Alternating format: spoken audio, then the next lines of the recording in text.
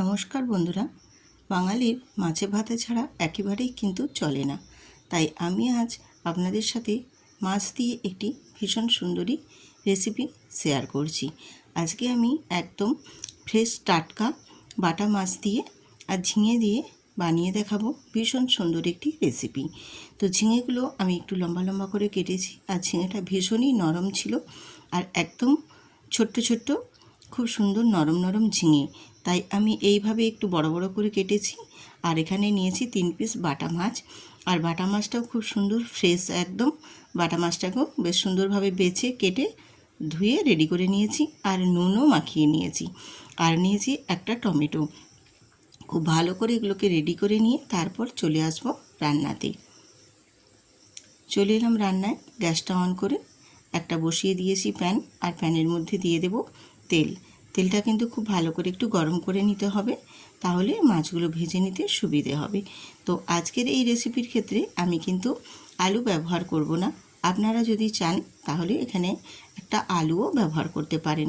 আমি কিন্তু আজকে শুধু ঝিঙে দিয়েই বানিয়ে দেখাবো এই মাছের রেসিপিটি। আলু দেব না। আপনারা যদি পছন্দ করেন বা দিতে চান তাহলে আলুও একটু দিয়ে দিতে পারেন।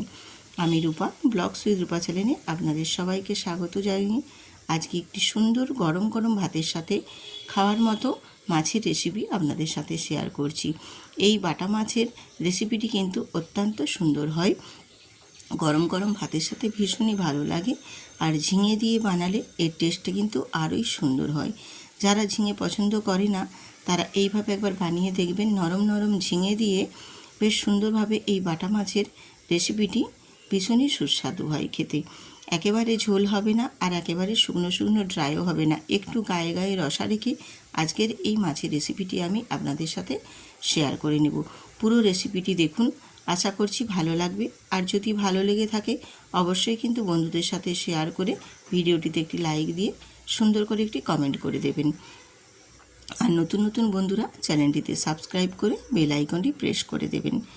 মাছগুলো দেখুন আমি বেশ সুন্দর করে দুটো পাশ বেশ ভালো করে ভেজে নিয়েছি, আর ভেজে নিয়ে তারপর মাছগুলোকে তুলে নেব। মাছগুলো ঠিক এই পর্যায়ে ভেজে তারপর তুলে নিতে হবে, তাহলে মাছগুলো খেতেও কিন্তু বেশ সুন্দর লাগবে। এবারে ওই তেলের মধ্যেই দিয়ে দেব গোটা জিরে, আর গোটা জিরেটা একটু ভাজা হয়ে যাওয়ার পর দিয়ে দেবো পেঁয়াজের কুচো। আর গোটা জিরেটা অবশ্যই দেবেন, গোটা জিরের ফ্লেভারটা ভীষণই সুন্দর লাগে এই রেসিপির ক্ষেত্রে।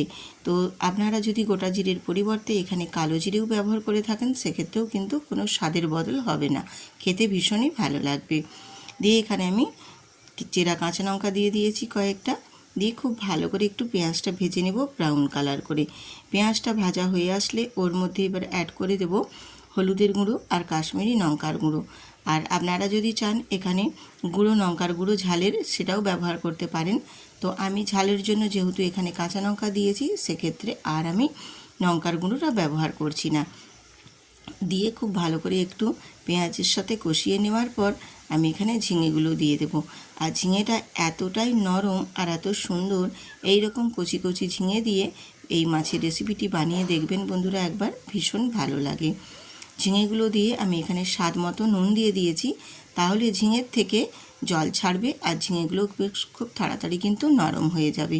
আর এতটাই কচি বা এতটাই নরম ঝিঙেগুলো খুব বেশি সময় লাগবে না, একটা ঢাকনা দিয়ে ঢেকে দিলেই বেশ খুব তাড়াতাড়ির মধ্যে কিন্তু ঝিঙেগুলো একেবারেই নরম হয়ে যাবে। একটু ঢেকে দিয়েছিলাম তার কারণে দেখো ঝিঙেগুলো কিন্তু বেশ খুব তাড়াতাড়ির মধ্যেই নরম হয়ে গেছে, অনেকটাই নরম হয়ে গেছে। এবার বাকিটাও আমি যখন আবারও ঢেকে ঢেকে রান্না করে নেব তখন বাকিটা খুব সুন্দরভাবে একদম নরম হয়ে যাবে। এই কারণে ঝিঙেগুলোকে একটু বড় বড় রাখবে, আর ছোটো রাখলে কিন্তু ঝিঙেগুলো একদম ঘাঁটা হয়ে নরম হয়ে একদম ঘাটা ঘাটা হয়ে যাবে, তখন কিন্তু খুব একটা ভালো লাগবে না, খাবার সময় খুব একটা সুবিধে হবে না। এই কারণে ঝিঙেগুলো একটু বড় বড় রেখেই এই রেসিপিটি বানিয়ে নেবেন।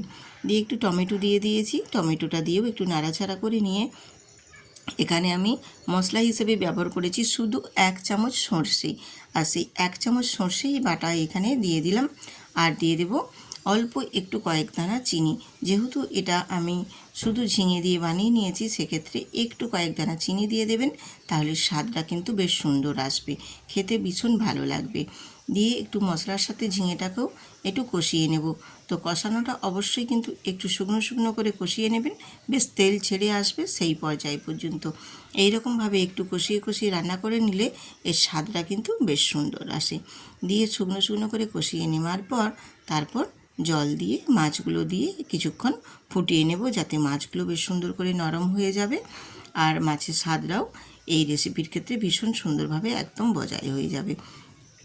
আর টমেটোটা অবশ্যই এখানে একটু বেশি করে দেবেন, তাহলে খেতে ভীষণ ভালো লাগবে। আর টমেটোতে একটু কালার আসে ভীষণ সুন্দরভাবে।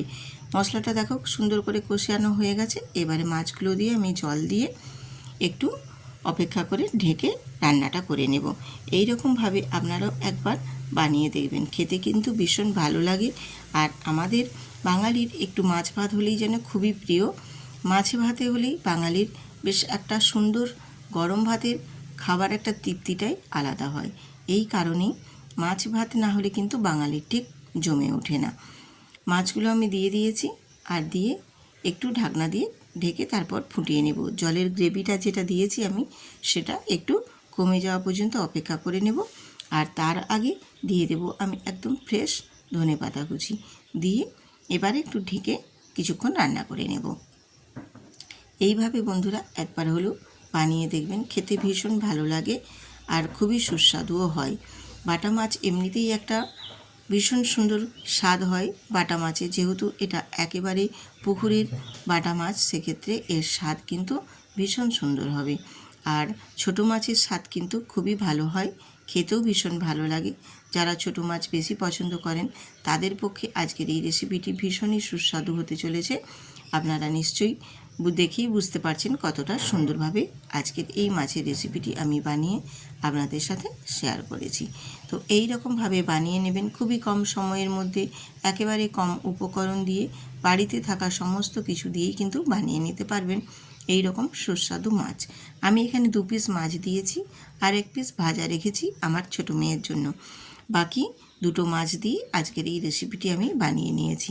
বেশ আমার একেবারে সম্পূর্ণ হয়ে গেছে এই বাটা মাছ দিয়ে ঝিঙের রেসিপিটি।